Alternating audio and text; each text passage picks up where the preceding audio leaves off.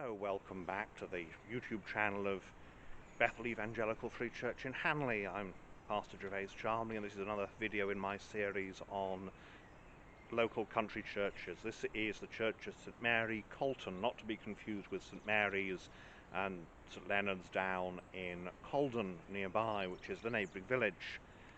This is a church of the very simplest kind.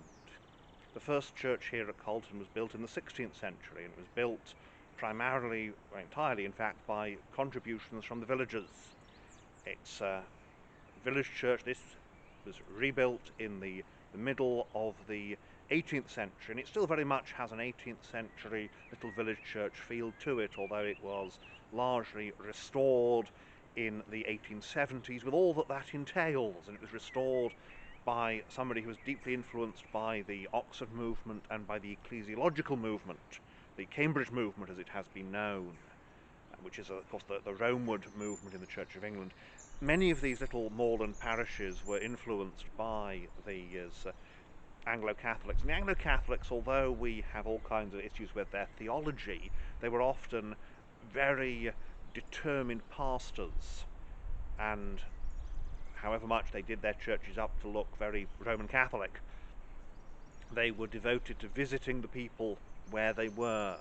You can see here it's a very simple structure. Let's have a look at the outside first, shall we?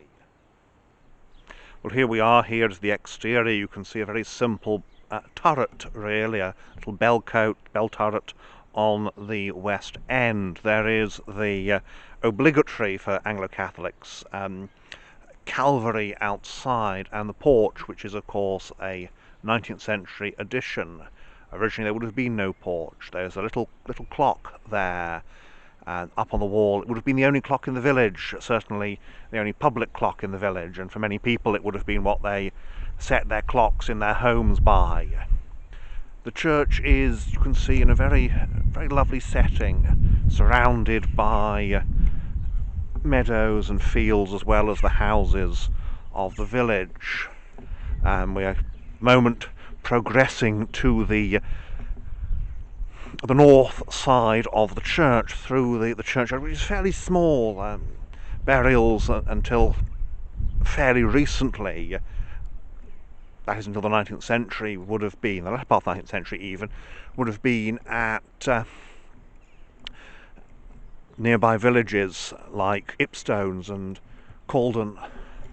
And there we are, the north side, with its two simple pointed windows, simple little chancel. We shall see when we get inside how it's arranged. And the arrangement is still very 18th century, although it has been very much altered by the Oxford movement, Cambridge movement influenced high church vicars over the years. Before we go inside, here are a couple of interesting cast iron grave markers, particularly Joseph Watson Peyton, vicar of the parish, 1902 to 1922, past the higher life. 7th July 1930, I'm pretty sure it's 1930, it's too old and worn to actually be 1980, it's just rust. And RIP, because again, high church vicar, he would have been thinking in terms of rest in peace may he rest in peace in the Roman Catholic sense. You can see there the base of the building, very handsome, very plain, which is what, of course, it's built by the locals with their own money. Well, here we are inside Calton Church, and you can see immediately that it has a west gallery supported by these big solid cast iron pillars. And in fact there's two sets of pillars. Either the gallery has been extended, which does feel like, I mean, you can see they have to cut something out here so that tall people like me can walk under it, because I'm a little bit over 6 foot. Shorter people would be fine, but it is quite a low gallery, because it's got to have headroom for those up above. This is an interesting little display at the back. It deals with HMS Calton, a warship. I haven't looked up the information on HMS Calton, but she was at her duty in the Persian Gulf, intercepting some 600 vessels off Aden and captured 4 dhows heavily laden with weapons which were being smuggled into the country. So she looks like a patrol vessel to me. The appearance, single gun and so on. A New English hymnal. It's always interesting to see which hymnal the church uses, because it can tell you something about the church. Obviously the churchmanship here is high, and as we pass under the gallery we can see various elements of that. For example, we have here a little shrine to the Virgin Mary. There is no, and there can be in fact no Lady Chapel here because there's no aisles. And there we have the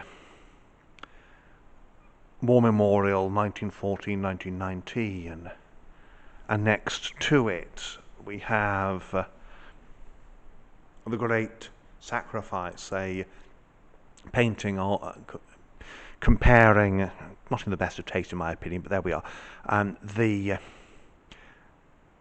dead soldier to the crucified Christ, John Ernest Twigg, killed in the Battle of Neuchâtel, March the 11th, 1915. And all these statues, you can see quite advanced ritualism.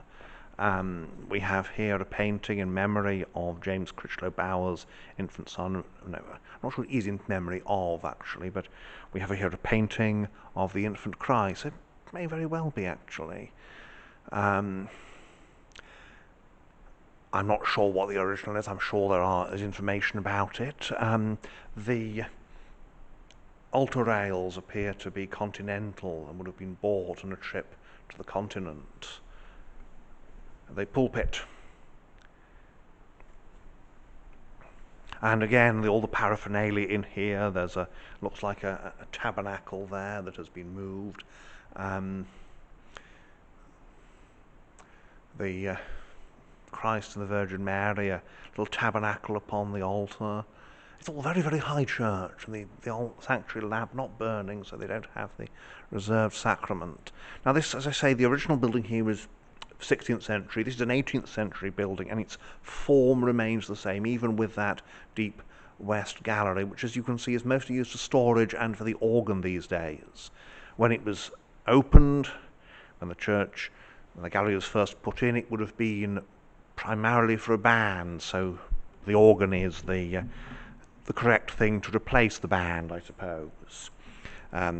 Brass lectern, they were very popular at the time, and you can see the strong, sturdy iron pillars under the gallery, and also, of course, the font by the door in the required position, because, again, that's where you put your font to signify that baptism brings people into the church. Again, remember that this is Anglican and therefore very much infant Baptist, and this is, of course, High Church, and so very much infant baptism, baptismal regeneration, all that business.